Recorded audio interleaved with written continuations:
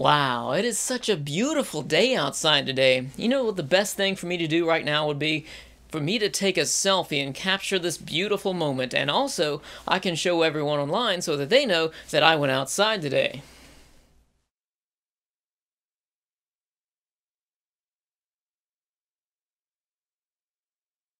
I'm a man.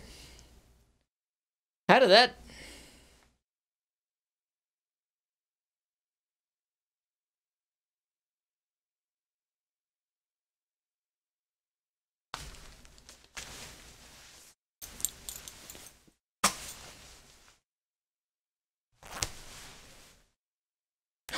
Oh, yeah. Mm. Mm. Mm.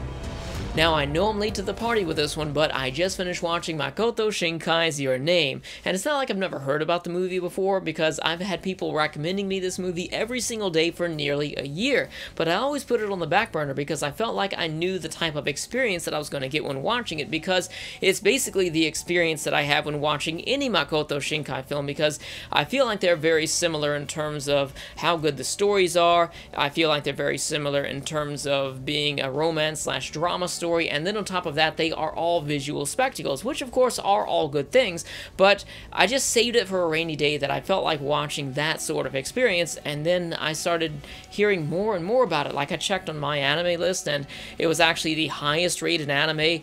on the entire website there, and then on top of that I realized that this is actually the second highest grossing film in Japan, coming out directly under Spirited Away, which is actually pretty impressive. When I came into watching this movie, I really didn't know what to expect, because I think a lot of people, they told me how great the movie was, but they didn't want to spoil me to anything, and I totally do respect that, because I don't want to be spoiled, and I'm glad that you guys didn't spoil me, but I came away feeling like this is actually the embodiment of what makes anime great in the first place. Now, I know there's a lot of people out there that say, oh, this movie's very overrated, and I'll agree that this doesn't deserve to be the top anime of all of the other anime on some of these websites, but I do believe that this is something which is basically the culmination of many of the reasons why we do watch anime and why we love anime. If you're taken back to when you started watching anime, maybe 5, 10, 15, 20, 25 years, depending on your personal experience with anime, we all got into anime because it was this very strange story that didn't really make a whole lot of sense, but we didn't really think about that because our minds were fixated on the characters, and we had created this bond with the characters, and we actually were interested in what they were doing instead of what was happening in the world around them. And that's basically my experience with Your Name. The plot itself is actually very strange and doesn't make a whole lot of sense, but it's the characters that truly do drive the show, and I think they did an outstanding job. Now, the strange thing about Your Name, which is probably going to turn a few people away from wanting to watch this movie, is that it is actually a body swapping anime, and I don't like body swapping anime, but I was really surprised in how well they pull this one off. It's like I say, you know, just because it's an overused cliche or something like that, it doesn't mean, or maybe just because they've had so much of it in the past and it just didn't work well as a story, it doesn't mean that it's impossible for them to have a story that uses this that is actually pretty good. It's like I say with Kaiba and people who don't like protagonists who have amnesia. I don't really like it either, but Kaiba did an amazing job with that, and I feel like Your Name is along the same lines as that, as taking something that a lot of people are hesitant or reluctant to watch, including myself, and they actually pull it off and create this spectacle of an experience. So the story of Your Name primarily follows Taki, a Japanese boy who's living in the city, and every other day he's swept away to basically inhabit the body of Mitsuha, who is the girl who lives out in rural Japan, and it is vice versa because she will go and live in his body as well. Now, one of the things that I really enjoyed about this movie is the dynamic that they have about these characters switching bodies, because it's not just like,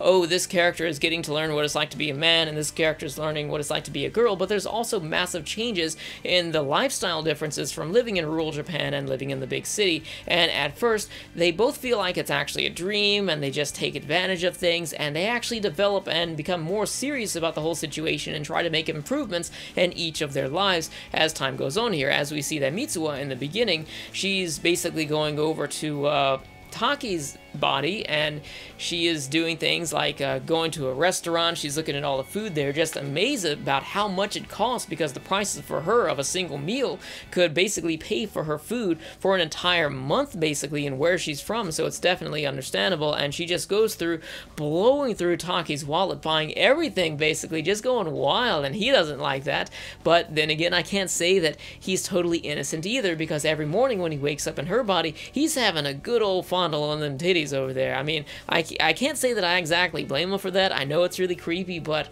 I mean, if you just so happen to wake up with him, I mean, what harm does it do, really? Now, for those of you out there who are a bit skeptical about watching body-swapping anime, which I imagine would be a lot of you, including myself as well, because as I said, I'm not a big fan of this stuff either, but I want to put your worries to rest about deciding whether or not you're going to watch this movie. The whole body-swapping, going back and forth every other day and just experiencing your ordinary life with these people is not the entire movie. There's actually a clear-cut difference between the first half and the second half, and there's this smooth development in between the halves. So the first half, I really enjoyed the development of how they started to take each other's lives seriously, and how there's this bond developing between the two characters here. And it's not your traditional sort of chemistry where two characters come in contact with each other and they just get along very well and they just kick it off from there. It's actually that they are more invested in each other's lives simply because they live it and they see it through their eyes. So of course they're going to care about this other person here. So the second half of the movie is basically following, and by the way, I'm not going to spoil you, so I'm going to dance around some of these spoilers here just to not ruin that experience for you, but it's basically about Taki hunting down and trying to discover why this is happening in the first place. And this is something which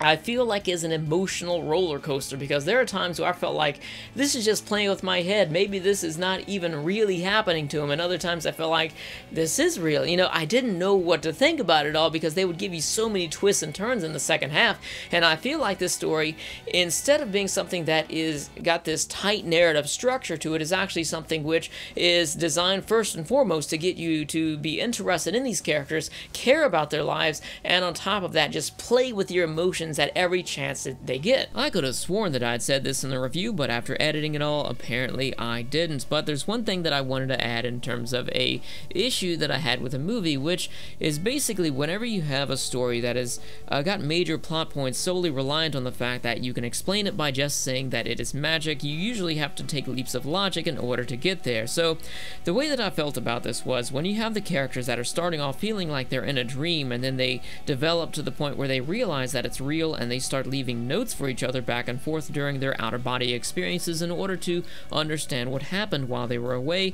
I have a hard time believing that none of them had the idea to write down their name, write down their address, write down their phone number, write down their location, or really anything that would allow them to be able to talk to each other. They had smartphones here, they could have put an email address or something like that, and you know, I just had a hard time believing that, and I know that would have made for a very short movie, but this is just one of the issues when you just explain things by saying it's magic. Now, as far as the ending is concerned, of course, I can't tell you whether it was tragic or heartwarming or bittersweet or anything, because that could be considered a spoiler, but I will say that it creates this impacting experience, and it will just play with your emotions there, and they basically tie everything up in the end. And I know I say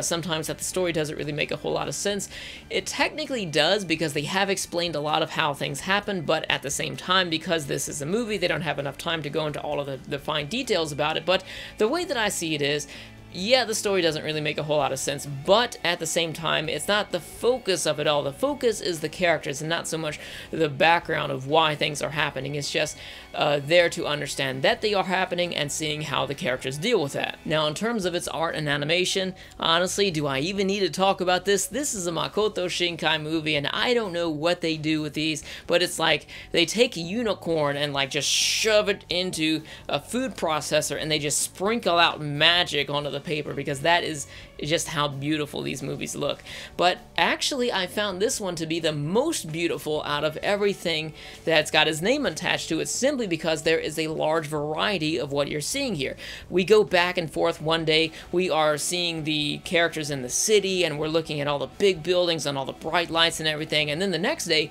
we're back in rural Japan and we've got these little shacks in the middle of the woods and these small little villages and things like that. And I really enjoyed the variety of the backgrounds that we see here. Of course, the character designs were also on point as well, and I think they did a much better job in terms of the character designs in this movie than they did in some of the other movies, which were never bad, but I just think that they are improving over time, which is definitely a good thing. I can't wait to see the next one. Now, as far as my overall thoughts and recommendations are concerned, it's a must-watch. You should check it out, even if you're not a big fan of any sort of school anime or body swapping or anything like that. I think that this is totally worth the watch, because I think this is a great example of how anime has a potential to create this story that is totally off the wall and unbelievable, but still tie you down and get you invested in the characters and really interested in what's happening with it, and then they take you on this emotional train ride despite the fact that the story has such a very strange premise. So if you've seen Your Name, let me know your thoughts about it in the comments section below. If you enjoyed the video, be sure to subscribe to stay up to date with all my latest anime reviews of both movies and series alike. Of course, I do list videos, discussion videos, and also all of the latest and greatest anime news as well. And also, if you'd like to support the channel, check out the Patreon linked in the description section below, as well as the end of the video, where we have all sorts of bonuses, where we have weekly Discord chats, chances to vote on anime that I review for the month, we watch movies together, all sorts of fun stuff over there. Check it out. Thanks for watching. I'll see you guys next time.